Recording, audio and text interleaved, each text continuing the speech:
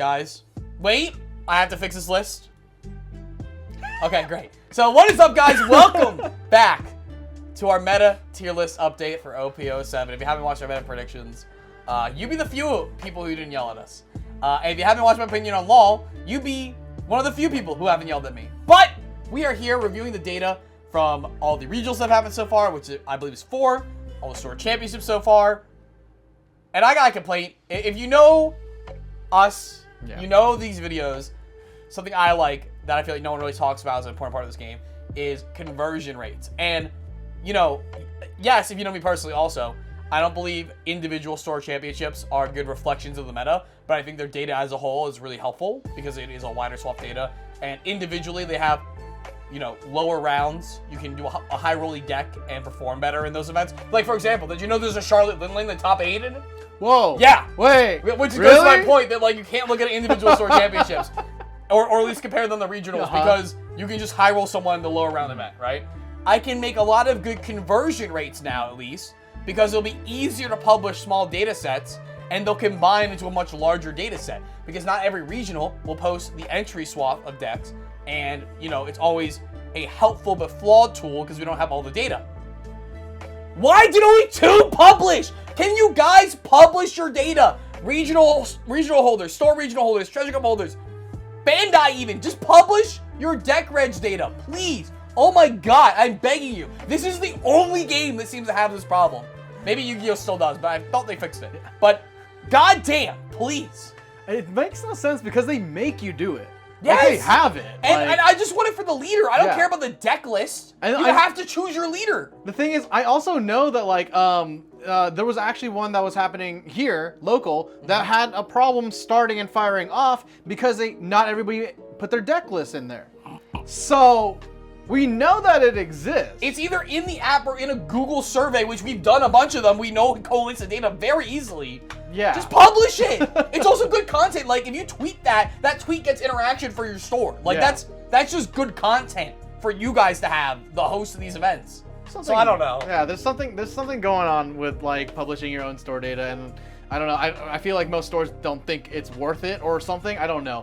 Whatever it is, stop. Stop. Start. No, start. Start. Anyway, we're going to review the data we do have, and then using that data, go back to correct our OP07 tier list to give you the definitive tier list. Let me get the meme out of the way and get this right back up the top here. And I want to say off the rip before I get to the data, we called the regional winning slots. We called it super hard. Obviously, other decks have won regionals, but if you don't know, this is a great time to break down our tier list. Regional winning decks are the decks that we expect to win multiple regionals time and time again, be in contention in that semifinals, top 4 time and time again. Not just that it can win, but it is the favored decks going into an event. Top cutting are decks that will often top cut, but maybe don't have that juice to really knock out a couple of wins, but are going to perform well overall. Rogue, you will see a few in the top cut area, but they won't necessarily be in every event. They may even win an event, like one of the ones we have here. But, you know, you're not going to really bet on them. If it's your passion deck, though, you should absolutely take it. Try to roll with it. Stays at locals. Hey, man, this deck can win 4 rounds, but winning 9 rounds is hella tough. Just keep it where it matters to have fun. Keep it there. Meh. And then unplayable. I feel like we need to define the unplayable because people just don't seem to understand this. Yeah. Or define it more, I guess. Yeah. Unplayable for us is not necessarily that the deck can't do anything, but the amount of work to make the deck do anything under the constraints it has, or the card pool it has, or the meta environment we're in, it just isn't worth it. But you can do a pseudo-similar thing with another deck and do much better for way less mental energy, especially because they're never going to exit the local level to start with. This is literally for you Garp and Sabo players out there. So, bro, the comments on our last 2 like videos have been so crazy. Yeah. So crazy. It'll start off like really well. It'll be like, I don't think that this deck is really good. And then it enters the YouTube algorithm recommended section, and then it goes down.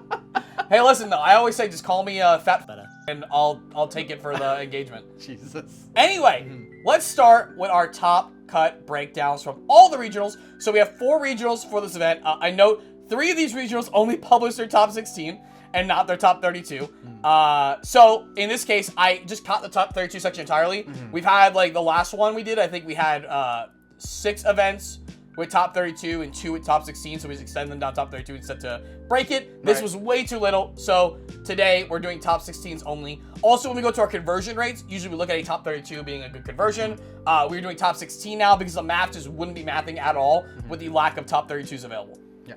So, in no order, Gecko Moria, 2 top 16s, 2 top 8s, 1 win. Really surprising me, actually. Really surprising me, but I mean, in a way, it doesn't surprise me because it's a black deck inherently, but like, I'm wondering what it must be Perona, right? So, something. I think it's a few things. Perona's like obviously like a really good flex card. I think it's the better black deck in the Black Mirror because it is more aggressive on board than Lucci is in the early game. And when Lucci uses KO to kill things, it's like, it doesn't matter, right? Yeah, I'll just buy back. Also, it can recur Morias. Yeah. So out Moria the Lucci deck. Leaving the Lucci deck obviously has a great red-purple wall matchup. Always has. It's not unwinnable for RP Law, but I definitely prefer not to play a Gecko Moria deck if I can. I feel like it's way more high rolly being the RP Law player in that matchup. Right. Black Yellow Luffy obviously is an awful matchup. Yeah. And then depending on how you play the deck, I'm sure the body matchup can be good or bad. I think it's generally pretty favored in the same way that, you know, Lucci is pretty favored against Bonnie more times than not. The big, you know, L part on that is that the Bonnie actually interacts pretty well because you are making a board that matters more than Lucci does. So, like, they're going to have actual things to rest. Right. But on the other hand, you're already incentivized to play cards like Brand New and Hina with the way that deck works. And so it's easier to kill the 8-cost kid and kill the big things. Right. Whereas, like, Lucci has to, like, not only set up for his 1-drop one, was it Tempest Kick? Yeah. Tempest Kick. But then, like, play something like Ice Age just works in that deck because you're not playing Navy Searchers. Right. So I think that's a lot of what goes into it. And NL's just like kind of the same. Like it's just it's in there. Neither deck's out. You have a lot of single target removal on that, and like Gecko Moria is better at single target removal, I think. Than, and at the end of the day, you're playing Gecko Moria, you're playing Rebecca, you're playing Becca Hina combos, you're playing double pop Lucci, all the broken black cards. You can bring out Absalom immediately. Like, yeah. But this goes into why I think Black Yellow Luffy continues to be more favored. If people want to lean in this to break Lucci, you double break these decks. And you're going good. But great showing for Moria so far. We actually had someone comment on our first video being like, hey guys, I don't know if you know this, but Moria's killing on the ranked ladder right now. And I was like, huh, and I looked into it, and I'm like, yeah, it sure seems to be doing like a high percentage on the ranked ladder. And I think, again, it has to do with that it's a meta call. It does have good shares going in, low registration, pretty good conversion rate. That being said, you look here, though, and I'll tell you, I'll spoil this for you. Even if we went to top 32, there's not that many Morias. There is only like a plucked 1 or 2 getting in here and there. This was 1 at each event, 1 that went all the way, 1 that ended in top 8. Right. I think I actually got top 4, but we don't have that column. So the conversion rate still isn't great, but it's doing enough because Black's just broken, I guess. I mean, that makes sense. I mean, and it makes sense why BY Luffy could break this. I mean, anything that can loop Sabos over and over, it doesn't matter, right? Yeah, and it doesn't care about the early game aggression because it's just going to take the life anyway. Like, and like the worst thing that you could do to it is like you play Perona and then it just trashes the ones that it wants to see in trash anyway. So. Yeah, like the best thing they could be doing is building out board enough where in the same way that BY Luffy loops its Sabos, you could potentially loop your Peronas and just keep taking a card out of hand because you built out your board large enough. But yeah. Hey, NL's here. Yeah, boy. You were trying to be very conservative as a biased yellow player before when we were ranking these. And I said, no, I think it is S tier. It is regional winning. And here we go with the most regional wins. NL. 2 wins, 13 top 16s, 6 top 8s. Yep. And honestly, like, NL of all the decks is like a locals killer. You know what I mean? Like, it is a skill check deck against, like, players. It's the litmus test. Yes, it's such a 100%. Yeah. That one and BY Luffy, they are both, like, skill check decks against the opponent. So, we talk about this a lot in locals. We're like, okay, if you bring NL, you're definitely sweeping your locals against, like, players who don't know what they're doing. And it's one of the more consistent decks to do. Like, your game plan is the same. You run it through it the same exact way. Especially if you're, and honestly, the only like thing that you change is whether or not you starve or you rush down, right? So, like, and Ace lets you do both. Yeah, so it's an neutral on both ends. Yeah, so it's just too consistent in its game plan and like its triggers, and like, you know, if you run 12 kill triggers in your NL deck, that like, okay, like they're going to be hitting these consistent triggers at any given moment in the game, just based off of pure like stats. So like, yeah. It's really good. And I think something else you point out before is it doesn't really have any large swaths of bad matchups. It doesn't have too many great matchups either, which then leans to the player being good and, like you said, the skill check component of it. and then tilts in the favor with the trigger component as well. Yeah. Also, the classic thing we talk about every time on NL, which is the classic OG Whitebeard dilemma of when you sit down, your opponent flips up NL, you're like, what version of NL is this? Do I keep this hand based on what version I think it is? And what's my game plan? Yeah. What am I building to based on what I think it is? NA is slowly starting to lean towards a version of NL, which I think is like, okay, now we kind of figured out. We know that they're going to run the holy trinity of yellow cards. Like, we know that they're going to run, like, Katakuri. They're going to run Yamato. They're going to run Ace. So, like, yeah, and it all depends on if they run a vanilla or if they run Russian L. Everybody's favoring Russian L right now. So. I think Kiko is also, like, a card that keeps getting, like, talked about, whether it's in or not, because, like, obviously it gets really easily interacted with due to its cost count and its power count. Yeah. Especially because Black right now is running a 5-life leader, as before it was running a 4-life leader, so it's very easy to kill the Kiku no Jo while not being at 3 life, so they gain a life. But also just flipping over a 6k body threat is really good. Yeah, especially because Sakazuki's no longer in the meta or like in tournament play at all. Yeah. So like it's harder to get rid of it. Like it's hard to bottom deck it, but it's easier to keep your life high. Yeah. So it's that weird. It's a weird like imbalance of like So, but if nobody's expecting it, it does so good. So, yeah. Next up, RP Law, dead deck with 12 top 16 finishes, 8 top 8 finishes, and 1 winner slot. Notably enough, this deck is underperforming based on people's perception of it. It is still performing well. It's performing better on the store champs level. We can get into discussing how like that kind of builds on itself. Opinions we have on how that format is separated from the larger 9-10 round regionals like this with top cut, without top cut, whichever it is. But yeah, I think this is still a great finish, a great top swap for a deck we put in regional winning. But I would argue it is underperforming based on the conjecture of the deck that people have had. Now, this is what I'm wondering, right? Like, I'm wondering, like, if people are just hopping off of this deck because they know that it's, like, they think it's going to get hit. Everybody thinks it's going to get hit in August for bans, so nobody wants to invest the time it takes to get into it. But the inverse for Sakazuki was true, where everybody knew it was going to get banned, but we all still played the hell out of it. So, I wonder what that is. I don't know which it is.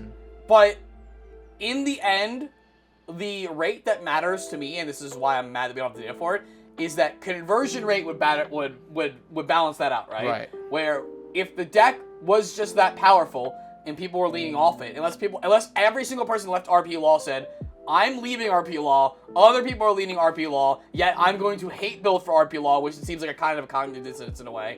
That's the only way that conversion rate wouldn't reflect this, because then it would top less, but it would top well within the people registering, right? Yeah. So that makes sense. Yeah. I think it's a theory that we can't prove because we don't have enough data. Yeah. But it seems unlikely. I think it goes back to my law video you can all check out if you haven't already, which is that people not only didn't explore a specific option of top cut in BY Luffy in Asia enough until it got to the end of the format and realized how much better it is in that matchup, how much better it is in other matchups, and then warps the game state of how good Law actually is in a top cut area, but also that not enough people were experimenting with other decks that have created a triangle effect of what's good and what's bad in the meta, which then leads to RP Law getting more or less per event.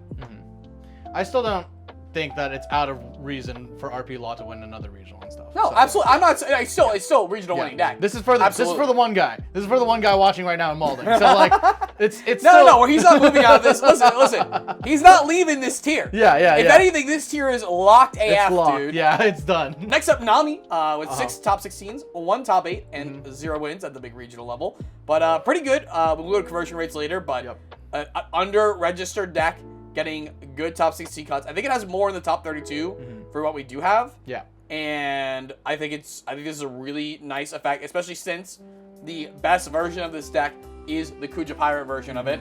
But one of the most over-registered decks and overperforming decks is Lucci, which highly outs it by just playing Lucci with no reduction on board because you can't bounce the Kayas and stuff until they declare an attack. So, given that meta aspect of it, also that Bonnie exists in the meta where they're playing 9-cost Zoros, which completely invalidate that deck, and RP Law exists, I think it's a pretty good finish. Yeah. Black Yellow Luffy, 10 top 16s, 4 top 8s, 0 wins yet though. I will say, removing top 32 finishes skews this a bit. It does have a lot more in the top 32 section. I see. But again, to make things more clearer across all decks and just was something we had to do. And as the format has gone on, as I've talked about and discussed, and being proven day by day, it is going up in its meta share. Yeah. So, no wins yet. I would expect it soon. We have Treasure Cups coming up. That would be really where it is, it seems like, at this point. And then Pasadena. Is there another in-person one coming up? End of Texas. Yeah. Start of September, right before 08? Yeah, end of August, not start of September. Gotcha. So it's like August 28th or something like that. So, Jewelry Body with 12 top 16, 7 top 8s, and 0 wins. But I think she's also due. Personally, my pick, based on my perception of the meta, is that Jewelry Bonnie is the meta call. If you don't want to play BY Luffy mirrors and you don't want to play Lucci, I think you play Bonnie. Yeah. If you believe that RP Law, like me, is unfavored against those other two decks. And I think a lot of like what Bonnie is doing to stay afloat against like Lucci and stuff is the Rosinante is really the cornerstone of this deck. Insanely cornerstone. And Zoro. Like, yes, and I call Zoro just like thinking of like just move away from playing Doflamingo. Just be like, we have 8-drop Kid. We don't care about 8-drop Kid. Like, we will try to lock you down, but we're not all in on that. Cavendish really pulling a lot of weight. Bonnie being able to stop like BY Luffy from going 10 Dawn, Moria plus leader effect. Stop from like, hey, if you want to play Moria this turn, Lucci, and you don't have field, you don't have stage or whatever, you're not getting extra reduction because I'm going to put you from 9 to 8, and now you can just play the Moria only. And then like if BY Luffy has 2 Sabos up and it's at 11 or 9 base or whatever, you're just like, okay, I'm going to play Hody Jones now. Yeah. I'm going to swing for 11. Like, what are you doing? Yeah, there's a lot of like angles it has. The only down thing for Bonnie right now is that like the 2 most important cards I think in this meta are, like I said, Zoro, and you mentioned Hody Jones, and neither of them are searchable. Yeah, neither. So that's kind of the problem, right? Is the consistency level there. Yeah. But I do think it's a very good meta call right now. I think it's performing better than people thought, especially because before it was performing well in Japan because Sokka existed, right? And it forced everyone to play big. And if everyone's playing big, then she's gonna go bigger than you very easily. But it seems like people aren't able to go as low as we thought they were, and so she's finding an angle in this mid-range like meta we're finding ourselves in. Yeah. Speaking of Big Bag Lucci, 20 top 16s, 8 top 8s, but 0 wins. 0 wins. It's crazy how many top spots you're going to see between this and Store Champs, and no wins on this deck. And I cannot tell if it's pairing related because they're just knocking each other out. Yeah. If it's a lack of experience with the deck. I keep seeing events get played where, in my opinion, Lucci players are playing too conservatively, like they're Sokka players, where they're like, I'm going to hold this card in my hand right now. Yeah. And acting like they might be able to like cash it in later if they don't play it for another card. Yeah. But that's just not how the deck functions. Yeah. That's just my perception. But this deck, extremely powerful, obviously for the same reasons Gecko Mori is powerful. The stage also being just a giant reach piece. I think it's also just a very bricky deck. It really depends on like your deck's variance as you're like playing it, because the more you mill out of your top and the more that you don't see certain cards, or the more you whiff certain cards, or the more that you find your reducers at the top and then all of your like KOs at the bottom, like it's really a pain in the ass to pilot this deck consistently over 8 rounds, I think. So yeah, I think also like trash control is higher. Like, yes, you have a self-milling leader, but also you need a lot more angles in your trash than like Sakazuki did or the Gecko Moria does. And every Lucci obviously costs 3. Your Kakus costs 2. Your Spandam costs 3 as well. 2?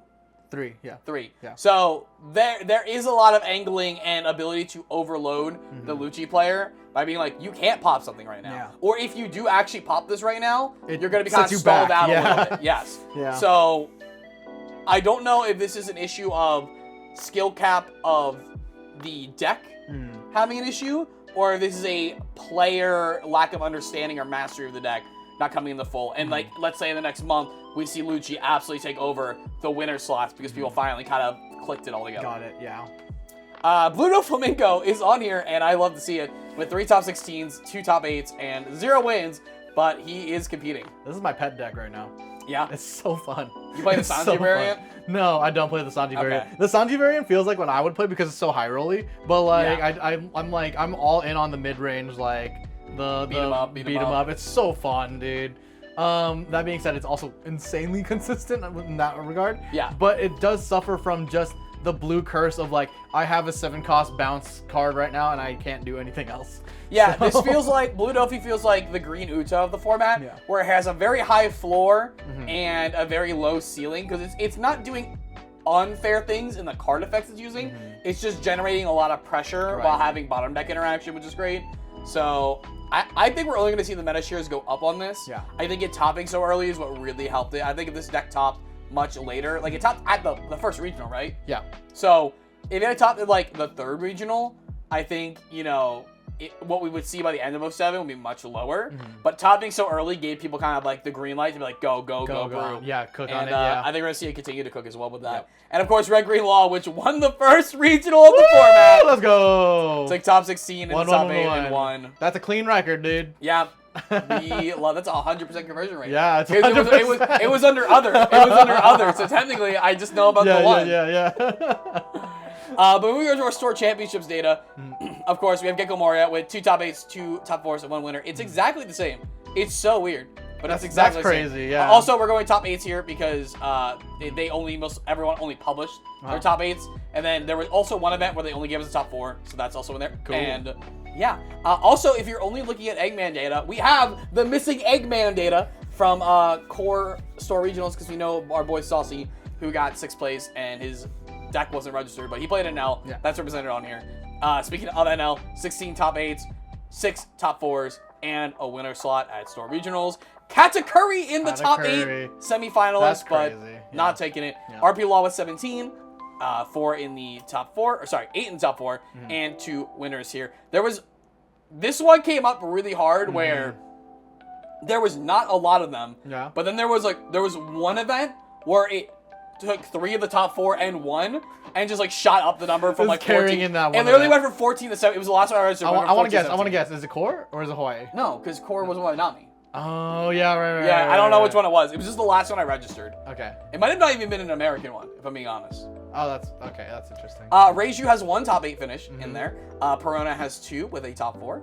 Nami has 4 with 2 wins and 2 top 4s, which are both the winners. Okay, obviously. that one's the core. Okay. Yeah, there was a core, then the one a week later. Yeah. Black Yellow Luffy with 0 wins still, but 10 top 8s and 6 top 4s. It's really good. Bonnie with 15 top 8s. I think it's pretty big. 8 top 2s and 2 wins. That is big. That's huge. That's huge. Lucci with 14 top 8s, 6 top 4s, and 2 wins here. Finally getting the locked in. Charlotte Linlin with 1 top 8. Let's go! And Blue Dopey. 1 top 8. I also think the Linlin was also at the same event as the Katakuri. I could be wrong. That's hilarious, dude. 90% sure That is funny. I hope they knocked each other out. I think that's probably what happened. I feel like the Katakuri met the Linlin and it's like, I'm actually better. I'm you, but better. Who are you? I'm you, but stronger. This thing we kind of talked about, I don't know on camera, but we talked about with each other and locally and stuff like that. We kind of started at the beginning where data is always important. This data is great as a whole. Overall, not necessarily the most reliable if you're not playing at Store Championship, you're playing at a larger regional event or a Treasure Cup. Because at the end of the day, these are smaller events. They are going to be less rounds. There is no Top Cut from my understanding. I don't think I saw any doing Top Cut. Do you know about any of them? I don't know any info for I don't believe they did. Yeah. I feel like it was just a straight run through because I think it's supposed to mirror like the Asia circuit where we have these and it just goes straight. Yeah. So the high rolly decks have more of a chance from the low rounds and no Top Cut. The player quality is, obviously anyone can register for a regional, right? Especially an online regional. But when the registration is that big, you're going to have largely better, more committed players to trying to win. Whether or not they have the skill to do it, you can argue that, right? But who are going to register decks and play with decks and play with a skill level with the intent to win, with an understanding of what's good in the format, what decks are good, how to play against other decks, than you are if it's a random lottery. I know many of players, it's kind of similar to the national situation, where it's like, I know a lot of players who got into their store regionals who have never played in an actual regionals. I know a lot of players who went to nationals off the lottery who have never played in a real event. And so you have to kind of keep that asterisk in mind when you're looking at it, but is a good data set overall. That being said, please do not take Charlotte Linlin to any of your Treasure Cups or regionals. Please don't do that. I'm begging you. I want you to have a good time. If anything, just play Katakuri, please. I think you should do it if you're planning on not caring if you lose. Oh, yeah. But this video is to help you win. This is to give you data to help you win. Yeah. I mean, do it if you're a god. I want to see it. I want to see it, dude. And so finally, the conversion rates. And like I started this video off talking about, we somehow have less, even with store regionals. So starting with Gecko Moria, 45 played, won the top 16, went all the way to winning to a 2.22% conversion rate. And now 262 that we can find played, 4 made the top 16, 4 to top 8, 0 wins to a 1.53% conversion rate. Oof. RP Law, 259 played, 8 in the top 16, 6 in the top 8, 1 win to a 3.09 conversion rate. First red flag here is this Reiju. It says 1, so it says 100% because it made the top 16 all the way to top 8. Yeah. However, it was categorized under one of our 100 other decks. I just kind of broke it out to tell you what it was. So it's registered under other because there was less than usually like 10 is what people usually cut it off at, it seems like. And then this one made top cut so I could pull it out. So that's not the conversion rate. You basically got to disregard it. Green Yellow Yamato, there was 12 registered with a 0% conversion rate. Perona, there was 32 we found registered, also with 0% conversion rate. Nami, 53 registered, 4 top 16s, 2 top 8s, 0 wins. Again, 0 wins within what we had deck breakdowns. Obviously, we showed you it has wins to a 7.55% conversion rate, the highest one here. Now, granted, I think 1 or 2, I want to say 2 of the events where we did have these leader breakdowns, Nami was not in the leader part. It would have been in other. So there should technically be more total play just by a few. So it should be a little bit lower, enough where the second highest could be overtaking it at the very least. So just something to note with that. Right. Black Yellow Luffy, 155 decks registered, 4 in the top 16, 1 in the top 8, 0 wins to 2.58% conversion rate. Bonnie, 176, 9 in the top 16, 7 in the top 8, 1 win to a 5.11% conversion rate. Really good. Yeah, I'm pretty happy with really that, honestly. good. I guess especially if this is just a Yeah. 4-event poll. Happy with that. Yeah. OPTCG Lucci, 383, the highest registered deck on this list. 13 top 16s, 7 top 8s, 0 wins to a 3.39% conversion rate. Not looking good. Not looking good, actually. Yeah. Has a lot of tops. Yeah. But with the number of players playing it, a little bit depressing. Now, yeah. It could be so large from what we've been seeing, because it is not just these events. It's a large registration deck. Seems to almost always be the highest, if not second highest. It could be a lot of friendly fire. There could be a lot of friendly fire going on. It could be like, you get to round 4, and like, I'm just throwing a number, make an example. 70% of the top tables, X1 are undefeated or Lucci, and so the next couple rounds, they're just battling out against each other, right? We don't have enough data to really show that, but something to keep in mind. Yeah. Blue Delphi, 43 registered, 3 in the top 16, 2 in the top 8, to a 6.98% conversion rate. Let him cook, bro. Oh let my him cook, God, let him dude. cook. I'm going to confirm this real quick because I actually have the source over here. I do believe, though, that these were not main. I think the 2 main ones were at a store. I could be wrong. Nope, the 2 were an actual regional, so that's real. That's a real. That's baby. That's a real number. That's not 1 regional 2 store. That's 2 regional 1 store. Yep. That's good. That's really good. Pretty good. Boa, not doing so hot. 16 registered that we found and 0 conversion rate on all those. Red Green Law, just like the Reiju, was classified under other, but won a whole event. Obviously made top 16, so technically on this sheet, maps to 100%. It's not 100%. The best indicator of this would be how I took the others. So we had a total of 100 other decks. Some things like Yamato, for example, at some events were going to be classified in others. Red Green Law, always an other for how many there was, etc. Out of all these decks that were othered in these 4 events, 2 made top 16, 2 made top 8, that's the Reiju and the Red Green Law. And, I didn't put it here, the Red Green Law 1. So there's 1 win and then other. Yeah. So, you know, you can't really take that percentage rate with the Red Green Law and the Reiju. It's basically like, hey, if you're thinking about playing something outside of the top cut of our tier or the top cutting of the tier, this is what kind of you're looking at, which is about 2%. Yeah. It's awkward data, I know. Yeah. We're looking at small events. We're looking at big events with incomplete top 32 data. We're filling in a lot of blanks here. Give me the data. Again, I think conversion rate is a huge important data point. And I was actually going to leave out the store champions, or do 2 separate ones actually, 1 for store champs, and 1 for regionals. But we didn't have enough. Really clean. No, because we had 2 of each. Yeah, we only I was like, two of each. we probably have like 6 to 10 stores, and probably 2 to 3 regionals, like we usually do, and we can just split it into 2 different Excel sheets here. Yeah. We didn't have enough to do that. So I would say Mike Knowles, the guy that loves conversion rates, loves using it as a mathematical point to choose your decks or how a format is shaping up. is at this point, we're known for the people who do this in the YouTube community for One Piece right now. If you're ever going to disregard conversion rates, it would be this one. Just straight up. Just straight up. Yeah. You could easily throw stones at this one. I do think that Nami being as high as it is a really good point, and that's a huge takeaway from this. Yeah. But, yeah, publish your data, guys. Anyway, time for the fun part where we get to revise our tier list. No longer just opinions. Yep. It is now facts. Now, of course, I think regional winning's totally perfect. I think we can rank these within. My biggest thing is that NL has a lot of wins, but it doesn't have... Let me go back here. The good conversion, yeah. Not even the conversion. I think it doesn't have, like, the most tops, right? So it has 13 top 16s against 20 12, 12. And I think it gets worse in the top 32. I think, honestly, like, they have good top 16 the conversion rate, but usually we're counting top 32 is just a problem with data right now. So I think it's, like, I want to put it second. I want to put it first. I want to put it on, like, fourth, even. No, that's insane. Bonnie still exists. Yeah, you're right, yeah. I think that's absolutely insane. I think Lucci is number one just because of the number of top cuts, even though it doesn't like take the most wins. Yep. You know, the point is that it's getting you to the opportunity to do it every time. Yeah. You could argue NL should be higher. That's fine. Yeah.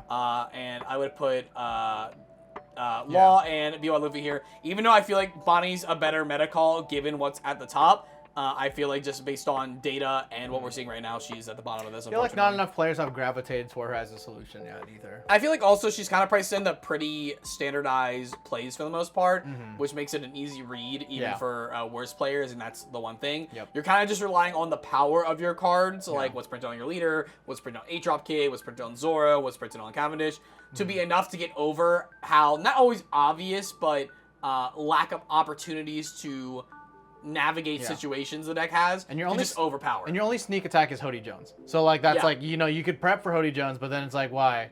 So yeah. The craziest thing you can do is like double Bonnie on 10 lock, or double Bonnie with a Cavendish out even, locking a Dawn and locking a character. Like that's like the craziest thing. I think undisputably Nami is the top of top cutting. I think hands down it is what it is. I think Dofemin goes second. I think Perona gets ejected all the way. I think there's still room for still Perona. Rogue, but I think Green Uda is just at locals. Yeah, I think Dofi is just doing what it was doing better, and thus like for a lot of reasons unplayable decks are unplayable. Yeah. I think it's just back at locals now. Yeah. We won't re-rank locals and stuff. It's not that important. Red Green Law, I had high hopes for this. Topping so early, kind of like Dofi, and unfortunately, I'm going to put in Rogue. I think it's Rogue. It's matchup dependent, etc. Gecko Moria is going to get promoted to top cutting because it's doing enough as it is. I wouldn't call it regional winning. I think it's like Dofi. It's like a meta aspect call piece. Reiju, it had the top. I'm going to keep it at Rogue because personally it's a pet deck for me. Yeah. But I think it's right to put it at regionals as well. Odin stays at locals. Or not, Reiju could be stays at locals, but I think it has a little more gas than people think. Vivi, I have to put it stays at locals because of the data we have. I do think if you're looking at Cook with a leader right now, it would be like Rebecca, Vivi, or Purple, Red, Luffy. And it could easily see results that we would normally put in Rogue, but right now with the data we have, we're going to put it at locals. Yeah. Yamato is demoted. You're out of here. Green Purple Dofi, I think, is another interesting piece that, unfortunately, we don't have any. I was really hope on. I don't know, people just aren't doing it, but what we have to demote it. The real shocker is both the red decks are out, dude. Like, it ain't happening. It's Jover. I don't think it's happening right now, dude. It's Jover. You have to wait, dude. I'm seeing a lot of red Zoro in current meta for JP and Asia. And like, I even saw a Whitebeard crop up recently, and like the cards that make it good are in the starter deck and in Zuro. So, yeah, you're gonna wait till 08, 09, buddies. What happened to your crossing cooking? What happened to this? Oh, dude. Were they just capping you? Put it away. Put it away. Yeah, I'll put it all in a man. You know what they did? They switched to purple Luffy. I see. And it's better. It's just better because like it's just easier bodies, and those bodies are like harder to take off board via Lucci and RP Law. So what we didn't get to talk about that definitely stays in Rogue is Foxy. I think it only has top 32s, but it has multiple top 32s now. Is my understanding? I think it has 2 or 3. Yeah. Both those events only publish their top 16 data, so I couldn't really like make a data point out of it. But because of that, I'm putting it in Rogue. I think the interaction's great. I called it. Yeah. Congratulations to you guys who did that. I'm just proud it actually happened. called my shot, and we are there. Boa, I think, is getting demoted, though. I think Dofi's just so much better that it's like, again, it's like, could you do something where it's worth being heard? Yes. But it's so much more obvious that Dofi's the play. I wouldn't be surprised if I saw Boa in top 32. Like, I wouldn't be surprised about that. No, right. Like, I just think Dofi, everything that would make Boa get a top 32, you can do easier with Dofi. Yeah. So, like, why would you not play Dofi? The only thing that you play Boa for is the early game defense. So you could get to 5 life and stay at 5 life off of their tempo or something, right? Yeah. Like, that's the only like advantage that Boa really has is like you're pitching cards early. So, but like it's not better than bodies on board. That's the thing. I think the defense you get from generating bodies off the top of your deck and not losing cards in hand is equal to that. Yeah. So. I think it's better than that. So that's why it's Doflamingo's and then the problem is like we don't like have the data. Actually, I think there's a Perona in top 32. Now that I think about it, I think there's actually a Perona in top 32. Yeah. She stays in Rogue because of the black coloring type. Yeah, I think she wasn't representing the data because of how we only really had top 16 stuff to go off of from publishing. But I'm pretty sure I've seen her in the same Foxy event get top 32. Yeah. So I like keeping this in Rogue. I think the biggest black sheep here is I think Red Purple Luffy is actually sauced.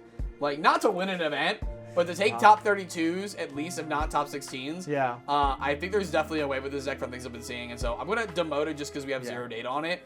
But I would like flag, watch out for this deck. Yeah. And of course, the Big Bomb wasn't real and the Katakuri wasn't real, so it stays at locals. Sorry! Soon. And then a little spoiler for Vegapunk for 08. Oh yeah, sorry, hold on. We forgot. Yeah, hold on, yeah. There we go. Yeah, that belongs there, dude. Yeah, belongs. That top 4 recently in shit. Yeah, Japanese CS. So look out. Luke, any final thoughts before we close out this one? No, don't blow up my spot. Don't play NL. It's okay. We'll see you at Pasadena IRL. See you at Pasadena. If I'm still playing RP Law because I just feel like I don't want to play.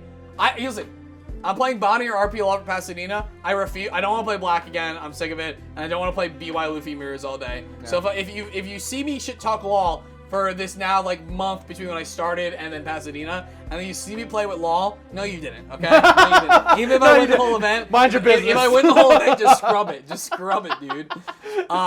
Great seeing y'all as usual for another tier list update. We'll be back with another one of these at the start of 08. Obviously, we have plenty more great content coming out for you guys, including obviously a Pasadena vlog, a review of the starter deck, 3D2i. I always mess that one up. 3D2i? Yeah, Got it. 3D2i, yeah. Got it. And honestly, our content schedule for August is absolutely packed into September for 08. And we have, hopefully, another tournament video come for you guys. So stay tuned for that as well. But until we see you guys next time, and as always, go check out some other videos. Subscribe if you haven't. And members get stuff early if you want to support the channel that way. Bye.